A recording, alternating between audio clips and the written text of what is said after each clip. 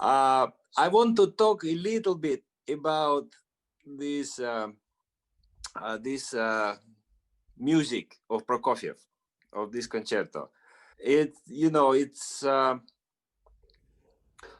few key words. One is fairy tale. Second is, in a way, kaleidoscope. It's the toy for children.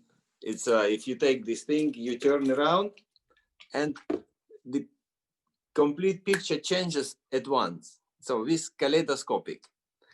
And on the other hand, it's also very romantic. Yeah, grotesque is always Prokofiev grotesque. Now, we must be very much careful with tempo changes. For us, once you're playing it with the orchestra, one should see the first movement. Actually, also second movement when you play it, a little bit of the perpetuum mobile, especially second movement. But the first, nonetheless, is something what you try to explain to little children. So, there are many ways of the opening. Some play it really dark.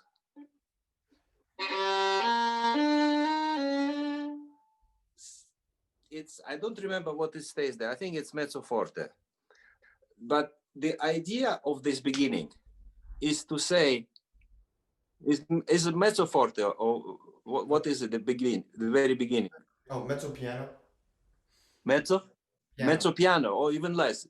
So this has to be in a way of once upon the time there being a princess or something. And this is the whole kingdom with a very special, I don't know, personage and things like that. Second theme of the movement is, you know what I mean? It's the second theme.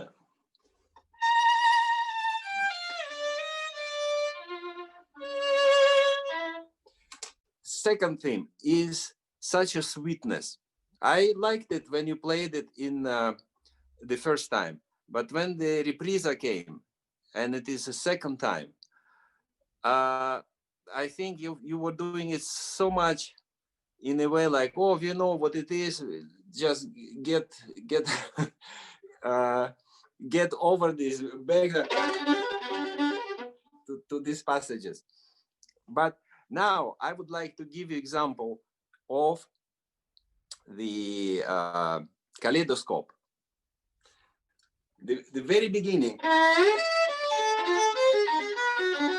Then we go.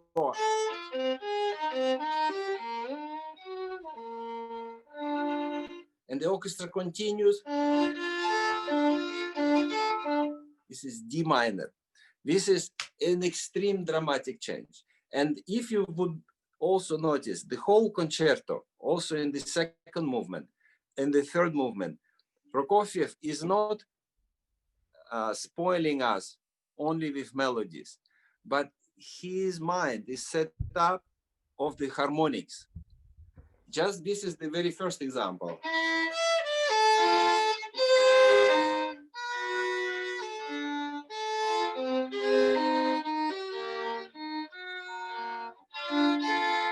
This modulation between the every note, one should not play this like it is a melody.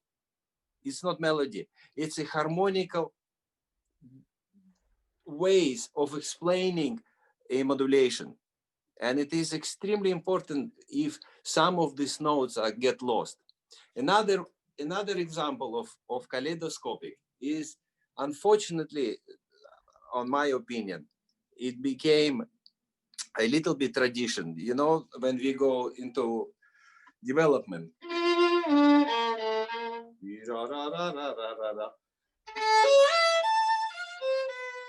you should be really careful what's happening between you and the violas and the violins. First to start is tempo primo. Very often our colleagues take it slower, and once this 60 note starts, they go kind of back to the first tempo. But at the same time, my point here is the viola is playing.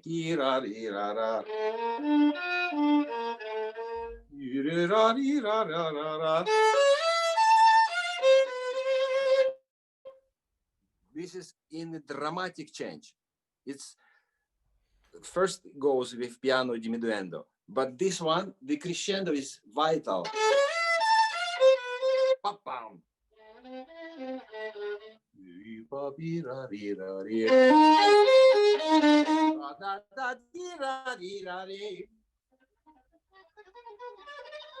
And what is happening, the way you feel it or the way you learn it, this is one episode, another one is different episode. So I would like to really ask you, look at the score once and tell me when is the first time a real rallentando comes to place. And I will just give you a clue, but it is.